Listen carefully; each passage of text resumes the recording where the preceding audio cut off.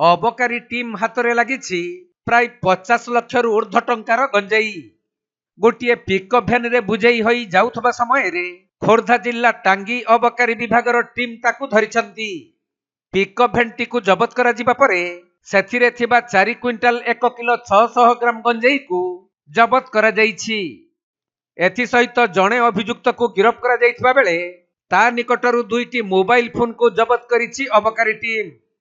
गंजेई भर्ती पिकअप भ्यानटी गंजाम शेरगढ़ ब्रह्मगिरी अभिमुखे जाउथबा अबकारी विभाग खबर पाइथिला। परे खोर्धा अबकारी सुपरिटेंडेंट और टांगी अबकारी निरीक्षक सुमित त्रिपाठी तत्वावधान रे एसआई अमरेंद्र शतपथी नेतृत्व में एक 6 जणिया team Nirakarpur railway crossing निकटरे pickup भ्यानटी को धरिथिले। परे गाड़ी भितरू जरी अखारे भर्ती होई रहिथिबा 4 क्विंटाल 1 किलो 600 ग्राम गंजेई को जबत करिथिले, जहार आनुमानिक मूल्य प्राय 50 लाख टंकार ऊर्ध्व हेबो बोली सूचना मिलिछि।